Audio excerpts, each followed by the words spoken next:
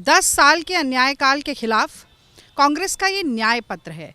और मैं अपनी बात इन पंक्तियों के साथ कहना चाहती हूँ कि इसलिए राह संघर्ष की हम चुने कि ज़िंदगी आंसुओं में नहाई ना हो, शाम सहमी ना हो, रात हो ना डरी, भोर की आंख फिर डबडबाई ना हो, दम न तोड़े कहीं भूख से बचपना, रोटियों के लिए फिर लड़ाई ना हो, इसलिए राह संघर्ष की हम चुने कि ज़िंदगी आंसुओं में नहाई ना हो। तो संघर्ष के रास्ते पर कांग्रेस पार्टी चल रही है और इस विश्वास के साथ चल रही है कि जो देश में महंगाई की मार है, नौजवान बेरोज़गार है, महिलाओं की अस्मिता तार तार है, किसान आत्महत्या करने को लाचार है, सीमा पर लगातार घुसपैठ और प्रहार है, कमज़ोर होता जा रहा हर संवैधानिक अधिकार है और देश में चारों ओर जुमलों और झूठ की बौछार है।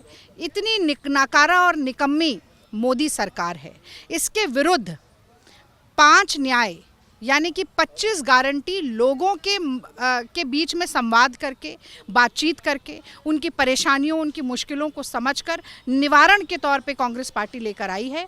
मैं समझती हूँ कि एक एयर कंडीशन कमरे में बैठकर अपने मन की बात दूसरों पर थोपना बहुत आसान है, लेकिन जनता की नब्ज़ टटोलते हुए जन जन की बात को समझकर उसको इस घोषणा पत्र में, इस न्याय पत्र में, हम तो घोषणा पत्र भी नहीं कह रहे हैं, न्याय पत्र कह रहे हैं, इसमें सम्मिलित करने का काम केवल कांग्रेस पार्टी ने करके दिखाया है।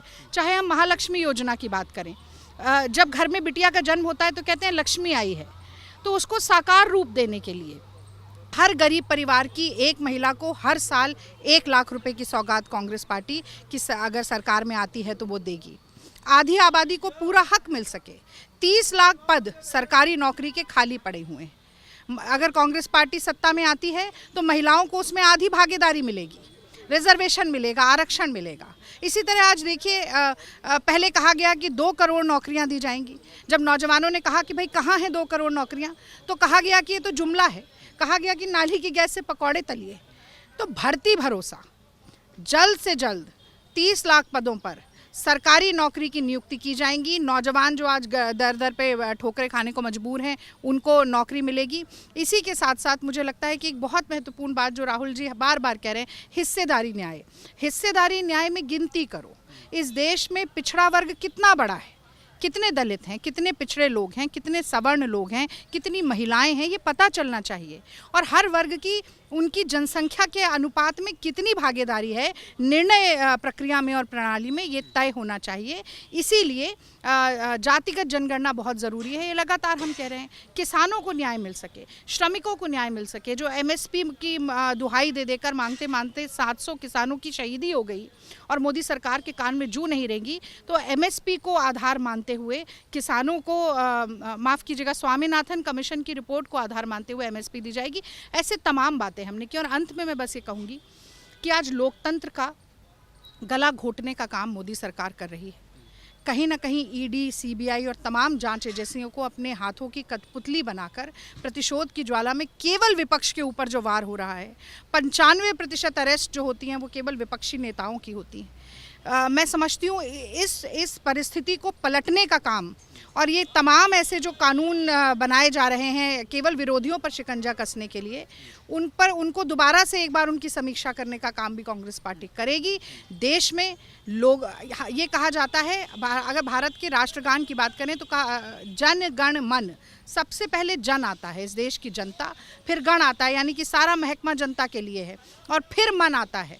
तो अपने मन की बात ना करें, जनता की आवाज़ को बुलंद करें, ये कांग्रेस पार्टी चाहती है। और अब मुझे ऐसा लगता है कि कितने भी साम दाम दंड भेद कर लें, जितना ये इलेक्टोरल बॉन्ड के ज़रिए इन्होंने पैसा लिया है, चंदा दो धंधा लो इस तरीके से, और शेल कंपनियों को से कहीं ना कहीं पैसा लेने का काम किया है, लगा दे सारा पैसा, पर जनता जनार्दन जब ठान लेती है तो तख्त पलट जाता है, ऊँट करवट बदल लेता है और हवा का रुख बदल जाता है, और वही होने वाला है। अब देखिए, गारंटी तो मोदी जी की कहाँ ही है, मैं जानना चाहती हूँ। अगर गारंटी होती, मैं तो ये कहती हूँ, मोदी रीति सदा चली आई, जो कह जाएं वो कभी ना निभाई।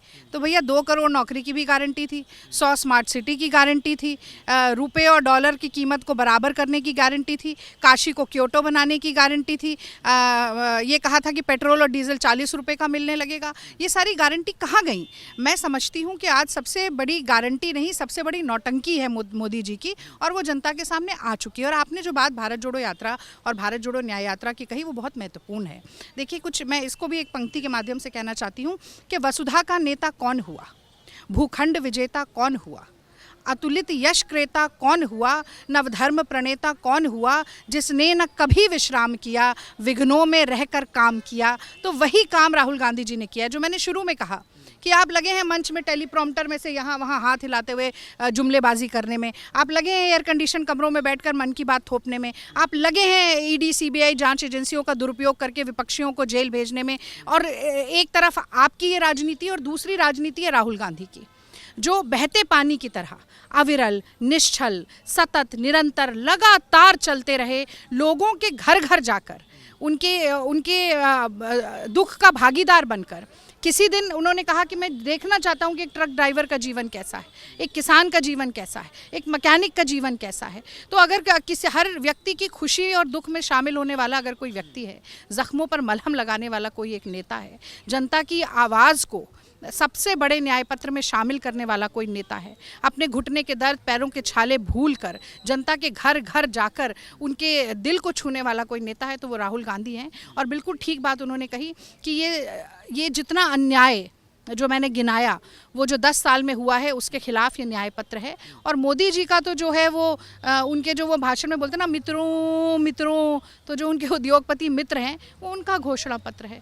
और जनतंत्र में जनता की अनदेखी एक बार कर सकते हैं, 2 बार कर सकते हैं, ये काट की हांडी तीसरी बार नहीं चढ़ने वाली। हाथ बदलेगा हालात, और दूसरी बात भी कह रही है, कमल का फूल सबसे बड़ी भूल।